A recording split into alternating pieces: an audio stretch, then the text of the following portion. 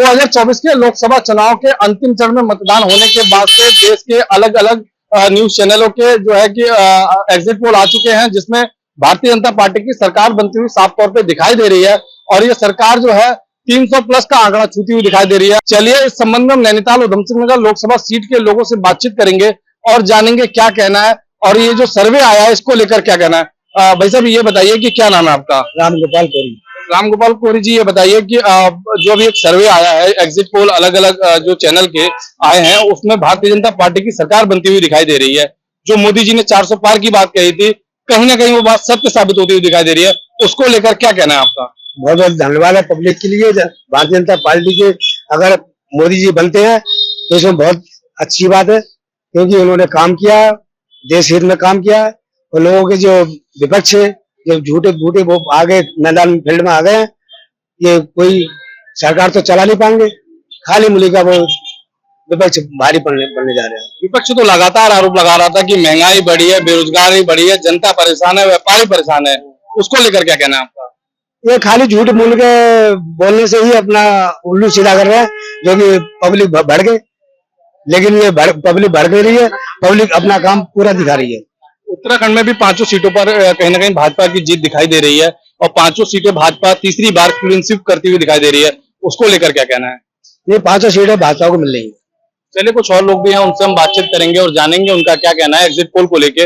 भाई साहब क्या नाम है आपका? मेरा नाम सैयद इफ्तिखार मियां। सैयद जी, ये बताइए कि जो एक सर्वे आया है एग्जिट पोल के अलग अलग जो न्यूज चैनल के सर्वे थे, उसमें कहीं ना कहीं भारतीय जनता पार्टी की सरकार बनती हुई दिखाई दे रही है, एनडीए की सरकार बनती हुई दिखाई दे रही है, उसको लेकर क्या कहना है आपका? क्या लगता है आपको कि ये जो एग्जिट पोल है वो कहीं ना कहीं 4 तारीख को रियल में सरकार बनाता हुआ दिखाई देगा? सबसे पहले तो मैं आम लोकसभा चुनाव 2024 को शांतिपूर्ण संपन्न होने पर पूरे देशवासियों को बधाई देता हूं और मोदी जी का ये 400 पार जो 350 पार कह रहे हैं, मैं बड़े विश्वास से कह सकता हूं कि परसों ज्यादा दिन दूर नहीं है, कल का दिन बीच में है। 4 जून को आप देखेंगे कि मोदी जी अपने पूरे विश्वास के साथ अपनी सत्ता को प्राप्त करेंगे और 400 पार का जो नारा ले आया वो सार्थक होता दिखाई देगा। ये जो 400 पार का नारा है, इसने हमें 2 फायदे पहुंचाए। एक तो विपक्ष के विश्वास को कमजोर किया है और दूसरी ओर हमारे जो भाजपा का विश्वास है उसको बढ़ाया है।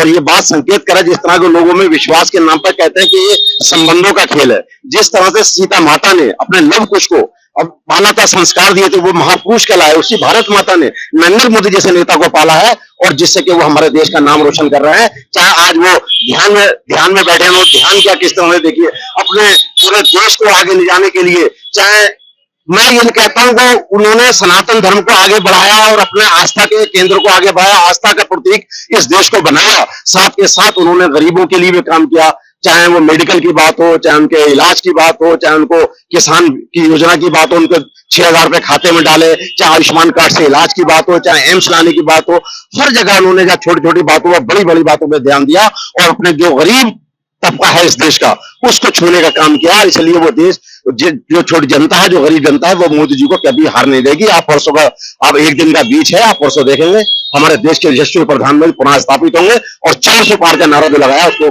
सख्त आपको सार्थक होता हुआ दिखाई देगा।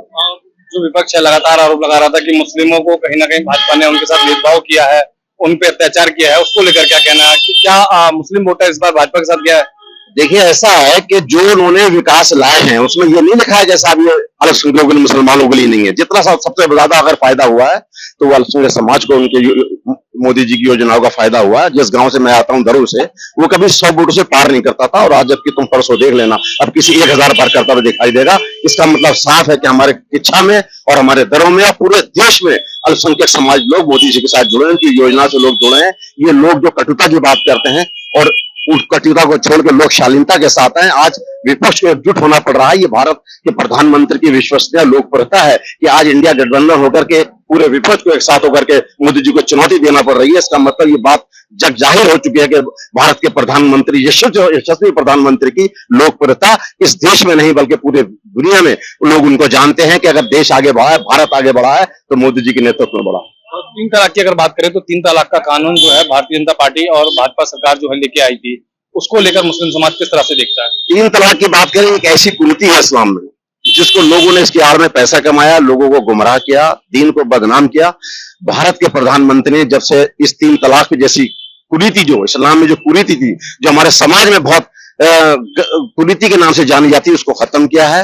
और आज तुम देखते होगे भारत में जितने भी तलाक के केस हैं वो बहुत कम है, ना के बराबर। लोगों का जो पैसा व्यय और खर्च हो रहा था वो अब उससे निजात मिल चुकी है। हिंदुस्तान की जो खवातीन, जो औरतें हैं, वो आज अपने अधिकारों के लिए, जो पहले वंचित है, आज उनको अधिकार मिल रहा है। और जैसे तुम्हारा 370 जैसी जो हमारी ऐसी दीवार उन्होंने गिराई जो मतलब गुलामी का प्रतीक थी, और लोग मतलब ये था कि एक है जो है तो साहब इस तरह से सर झुका के सलाम करते थे।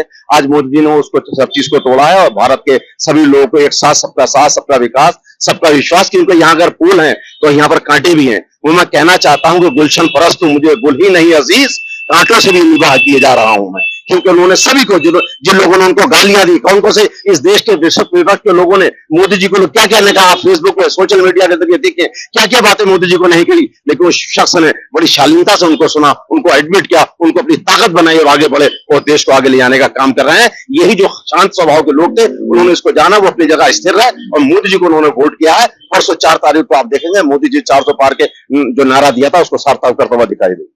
चलिए, कुछ व्यापारी भी हमारे साथ बात हैं, उनसे हम बातचीत करेंगे और जानेंगे उनका क्या कहना है। भाई साहब, क्या नाम है आपका? मेरा नाम बलविंदर सिंह। बलविंदर जी, ये बताइए कि जो सी वोटर का सर्वे है या अन्य जो सर्वे हैं उसमें कहीं ना कहीं भारतीय जनता पार्टी की सरकार बनती हुई दिखाई दे रही है। जो भाजपा ने 400 पार की बात कही थी, 300 से 400 की सीटें जो है बीच की सीटें हैं जो भाजपा को मिलती हुई दिखाई दे रही है, उसको लेके क्या कहना है आपका, किस तरह से देखते हैं इसे आप? देखिए, भारतीय जनता पार्टी, इसमें दो राय नहीं है कि 300 से 400 सीटें जो कह रहे हैं सर्वे, वो बिल्कुल सही सर्वे है। भारतीय जनता पार्टी 400 सीटें जीत रही है। उसके पीछे एक बड़ा लॉजिक के कारण है कि भारतीय जनता पार्टी के जो माननीय मुख्यमंत्री हैं, माननीय प्रधानमंत्री हैं नरेंद्र मोदी जी ने बहुत कार्य किया जनता के लिए, जनता के बीच में रहे। आज जो पहले वाला विषय था, आज तक कांग्रेस की सरकार इतने साल रही, वो कार्य नहीं कर पाई जो मोदी जी ने 10 सालों में कर दिया। जनता उनसे खुश है, जनता चाहती है कि मोदी जैसा प्रधानमंत्री भारत में रहे, इस नाते उनको वोट दिया गया। मोदी जी दोबारा आ रहे हैं। विपक्ष का तो कहना है कि जो एनडीए है वो 180 का आंकड़ा पार नहीं कर पाएगा, उसको लेकर कैसे देखते हैं आप? देखिए, अपनी सोच है, विपक्ष गलतफहमी में जी रही है मेरे हिसाब से, क्योंकि देखिए वोट, ये लोकतंत्र है, लोकतंत्र में वोट की जीत होती है। जब जनता ने उन्हें वोट ही नहीं दिया तो कैसे जीतेंगे? 180, मैं तो कहता 180 भी नहीं आएंगी, 180 सीटें भी उनकी नहीं आएंगी। ये तो उनकी सोच है, सोच में कोई अपना सोच है, सोचने का ढंग है। अच्छा, ये बताइए कि उत्तराखंड में तीसरी बार लगातार जो है भाजपा हैट्रिक मारने वाली है 5 सीटों पे, इसको आप किस तरह से देखते हैं और कौन से मुद्दे थे जिसके आधार पर उत्तराखंड की जनता तीसरी बार लगातार जो है 5 सीटें भारतीय जनता पार्टी के खाते में डाल रही है? देखिए, इसमें कोई दो राय नहीं है कि उत्तराखंड में जब से माननीय प्रधानमंत्री नरेंद्र मोदी जी सत्ता में रहे तो उन्होंने उत्तराखंड के लिए बहुत कार्य किया। और मैं बधाई देता हूं जो हमारे यहाँ के मुख्यमंत्री हैं धामी जी, पुष्कर सिंह धामी जी, उन्होंने भी काम किया है। और ये 5 सीटें बीजेपी की झोली में जा रही हैं, इसका कार्य नजर आ रहा है। भारतीय जनता पार्टी ने काम किया है, एक एक छोटी छोटी जगह के लिए कार्य किया है, और एक छोटी जगह किच्छा है उसमें अंश तक आ गया, और क्या चाहिए? इसी नाते वोट मिल रहा है हमको। चलिए, हमारे साथ बातचीत करने के लिए एक युवा भी मौजूद है, इनसे हम बातचीत करेंगे और जानेंगे इनका क्या कहना है। भाई साहब, क्या नाम है आपका? मेरा नाम इकराम हुसैन है। इकराम हुसैन जी, ये बताइए कि जो तीसरी बार लगातार जो है भाजपा की सरकार बनती हुई केंद्र में दिखाई दे रही है, क्योंकि एग्जिट पोल का जो सर्वे आया उसमें 350 से लेके जो 400 के बीच का जो आंकड़ा है भाजपा कहीं ना कहीं छूता हुआ दिखाई दे रही है, उसको लेकर क्या कहना है आपका, किस तरह से इसे देखते हैं?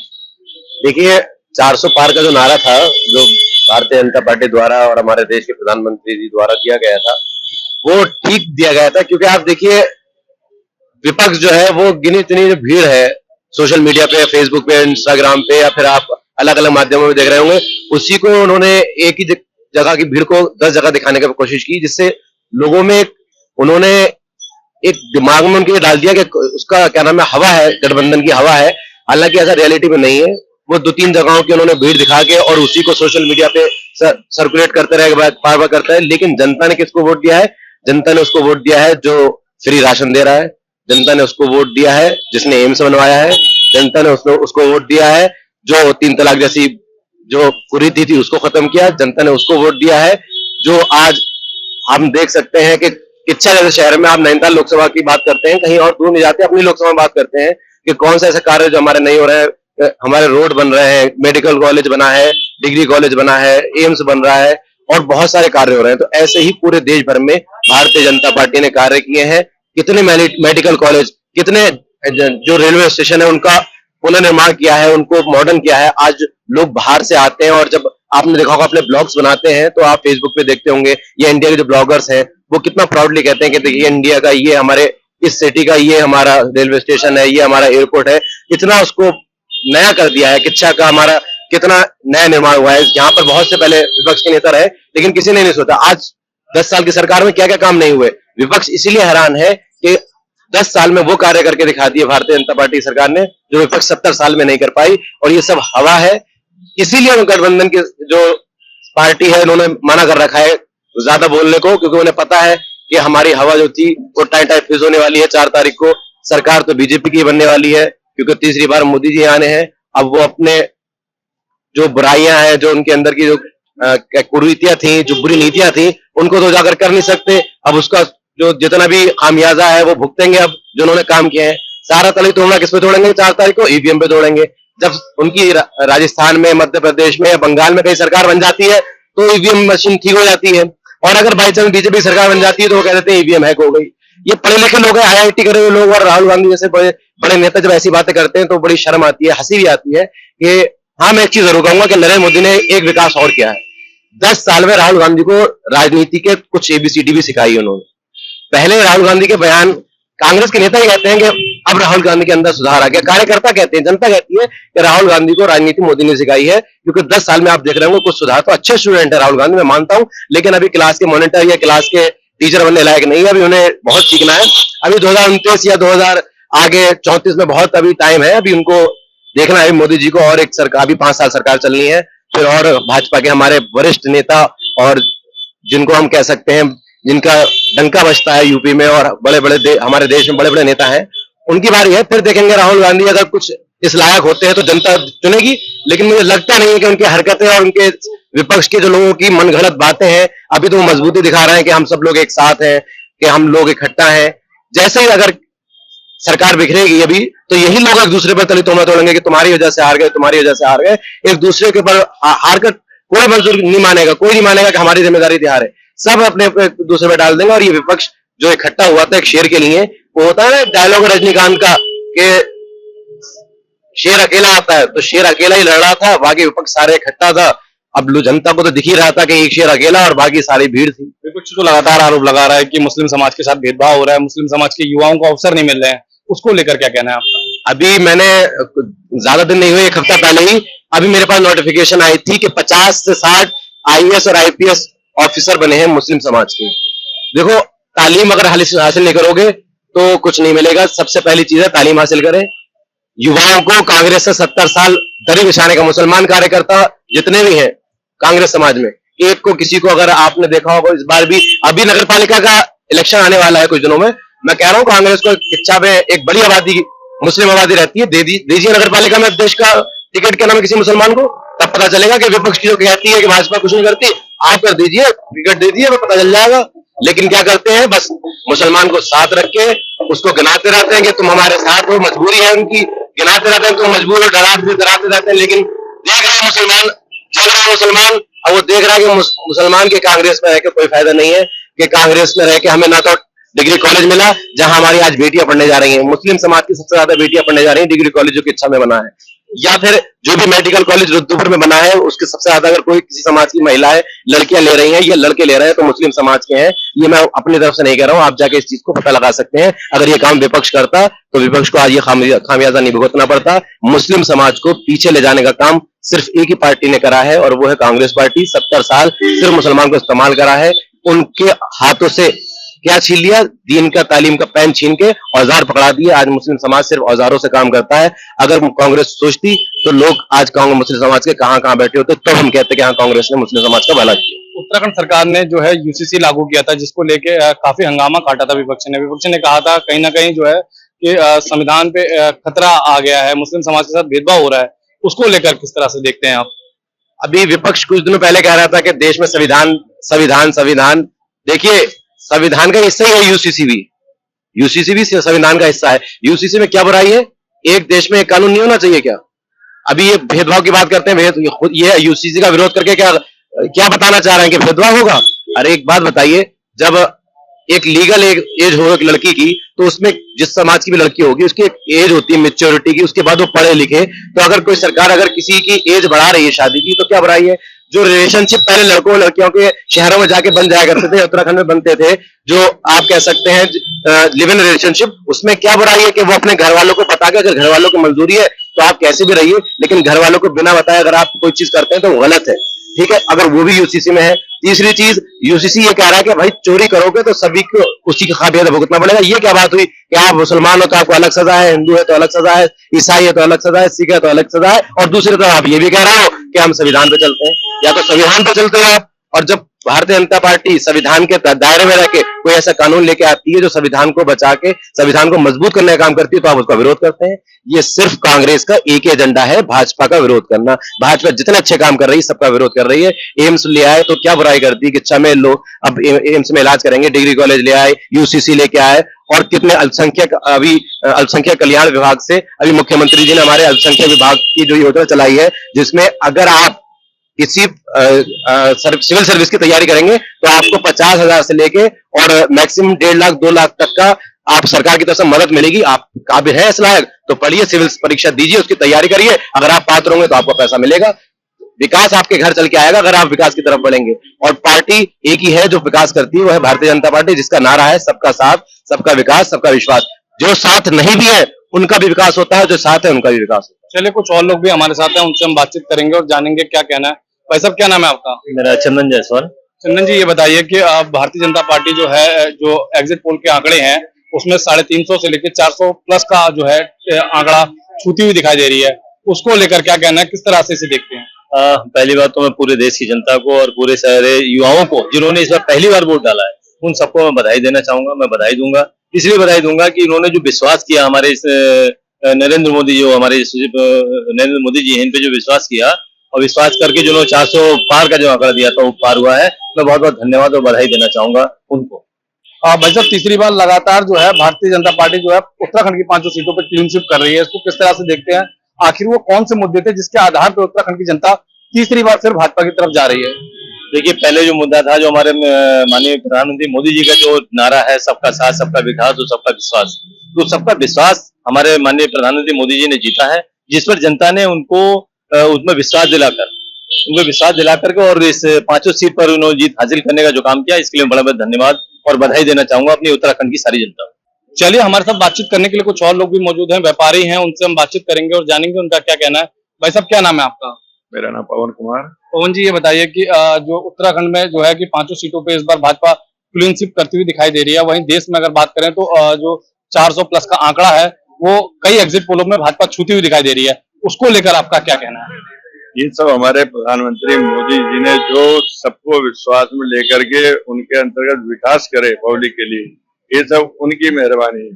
जो उन्होंने पब्लिक के लिए कार्य करे, पब्लिक ने देखे कि हाँ जी हमारे लिए कार्य करे गए, उसका नतीजा आपके सामने आ रहा है, जो 400 पार तक पब्लिक उनको पहुंचा रही है।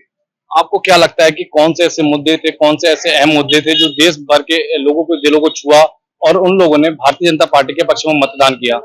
देखिए, भारतीय जनता पार्टी जो है हमारी नरेंद्र मोदी जी के द्वारा नेतृत्व में सारे काम कर रही थी।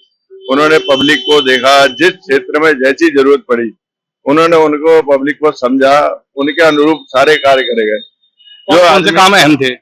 जैसे जगह जगह पे आपने देखा होगा आज तक रोडें नहीं बनी थी, खड़ंजे थे सब प्रकार के, जिसने जैसा कहा उन्होंने अपनी रोडें बनवा के दी। कई जगह पे नेटों की सुविधा नहीं थी, इंटरनेट की, वो उन्होंने ला के दी बाकायदा। और इसके बाद जो आपको जगह जगह पे हॉस्पिटल नहीं थे, हॉस्पिटल उन्होंने पहुंचवाए वहां पे। क्या राम मंदिर का मुद्दा अहम था इस बार चुनाव में? नहीं, ऐसा कुछ नहीं था। राम मंदिर वाली बात तो उन्होंने ऐसा कुछ नहीं है। उन्होंने तो सब धर्म सब समान अपनी ओर से लेके चले थे। जहां जहां उन्होंने विकास करे, विकास को देख करके पब्लिक ने वोट डाला, जो भी डाला। पहले कुछ और लोग भी हमारे साथ मौजूद हैं, एक महिला भी मौजूद है, उनसे हम बातचीत करेंगे और जानेंगे उनका क्या कहना है। क्या नाम है आपका? मेरा नाम सोनी बोरा। सोनी जी, ये बताइए कि तीसरी बार केंद्र में भारतीय जनता पार्टी की सरकार बनती हुई दिखाई दे रही है, क्योंकि जो भी एग्जिट पोल आए हैं सभी सर्वे भाजपा 350 से 400 प्लस का आंकड़ा छूती हुई दिखाई दे रही है, उसको लेकर किस तरह से आप देखती हैं, क्या कहना है आपका? हमारा यही कहना है कि हम तो बस यही कहेंगे कि हम राहुल गांधी को सपोर्ट करते हैं और आए तो राहुल गांधी ही आए। आखिर क्या कारण है कि जो राहुल गांधी थे, राहुल गांधी ने काफी प्रयास किया लेकिन फिर भी वो आंकड़े नहीं छू पा रही है? एग्जिट पोल में भी कांग्रेस जो उसे छूने चाहिए थे। हम इसलिए सोच रहे हैं कि कांग्रेस आएगी, जो ये गरीब जितने लोग हैं, ये रोजगार वाले, बेरोजगारी हो गए, जो किसान की जो उन्नति थी बढ़ने से जगह घट गई, किसान पैदल हो गए, गरीब पैदल हो गए, कोई चीज नहीं। क्या किए, राशन में सिर्फ राशन फ्री दिया, जो पहले राशन मिलता था वो अब नहीं मिलता है। हमें खाली चावल दे देते हैं, चाहे वो कम हो चाहे बेसी हो, तुम्हें घर चलाने। उसमें पूरा भरपूर राशन मिलता था। कांग्रेस के राज में चावल भी मिलता था, गेहूं भी मिलती थी, चीनी भी मिलता था, तेल भी मिलती थी। मगर अब सब चीज, रसोई का कोई ऐसा चीज नहीं है। इस सरकार में हम लोगों को बहुत तकलीफ पड़ी। ये सरकार तो कह रही है कि हमने किसान को सम्मान दिया, किसान को सम्मान निधि दी, और जब महिलाओं को गैस सिलेंडर दिए और घर दिया और क्या कहते हैं कि मुफ्त बिजली दी, उसको लेकर क्या कहना है? कुछ नहीं है, कहाँ बिजली है? कुछ बिजली नहीं है। वही जो पहले बिजली थी वही अब भी चल रही है। जो पहले किसान लोगों को जैसे चलते थे वो अब भी चल रहे, और पहले से ज्यादा अब तकलीफ है किसानों को। और किसान जब नहीं खेती करेंगे तो हम गरीब अमीर कहाँ से खाएंगे? कौन कौन सी दिक्कतें हैं किसानों को? बहुत के पानी की सुविधा नहीं है, तो कहीं उनके बीजों का सुविधा नहीं है, तो कहीं कुछ। क्योंकि कांग्रेस के राज में बहुत पानी की सुविधा थी। कहाँ ये लगाते थे, टिबोल लगाए, कहीं कहीं सुविधा दी है। यहाँ अब तो कहीं भी टिबोल नहीं है, कभी भी नहीं नल है, न कहीं कुछ है, सूखा पड़े है मोदी जी के राज में। चलिए, हमारे साथ बातचीत करने के लिए कुछ और लोग भी मौजूद हैं, इनसे हम बातचीत करेंगे और जानेंगे कि उनका क्या कहना है एग्जिट पोल को लेके। वैसे क्या नाम है आपका? हमारा नाम भीम गुप्ता है।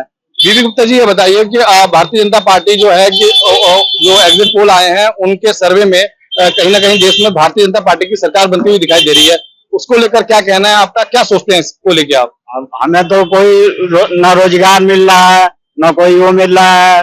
राशन 5 किलो दे के जो है खाली उसी पर भरमाए पड़े हैं, और कहीं जो है न नौकरी चाकरी है, न कोई मजदूरी मिल रही है, और हर तरीके से जो है दिक्कत परेशानी है। मजदूरी आओ अड्डे पर जाओ तो एक हफ्ते में एक दिन कहीं मजदूरी मिल जाती है, उसके अलावा तो रोज मिलती नहीं है मजदूरी। सरकार का तो कहना है कि हम गरीबों को घर दे रहे हैं, गरीबों को स्वास्थ्य बीमा योजना दे रहे हैं, गरीबों को फ्री गैस सिलेंडर दे रहे हैं, इसके साथ साथ बिजली विभाग के जो कनेक्शन फ्री दे रहे हैं, उस पर आपका क्या कहना है? हमारे पास योजनाओं का लाभ नहीं मिल रहा आपको? हमें तो कुछ नहीं मिला है, न कोई घर मिला है, न कोई वो है, और कोई हमें कोई सुविधा नहीं मिला है। हाँ, ये तो सब बहकावे वाली बात है। क्या लगता है आपको, किसकी सरकार बनेगी देश में? अब सरकार तो इनकी बननी चाहिए, कांग्रेस की बननी चाहिए। क्यों बननी चाहिए? अब सब बेरोजगारी है, सब परेशानी दिक्कत है, तो इसलिए उनकी सरकार बननी चाहिए। क्या कांग्रेस की सरकार आएगी तो बेरोजगारी खत्म हो जाएगी? अब बेरोजगारी उनके पीरियड में तो सब चीज मिलता था, राशन भी मिलता था, पानी भी मिलता था, बिजली भी मिलता था, इनसे ज्यादा जो है सहूलियत था। आपने सुना कि उधम सिंह नगर नैनीताल लोकसभा सीट की जनता ने एग्जिट पोल को लेकर अपनी अलग अलग राय दी।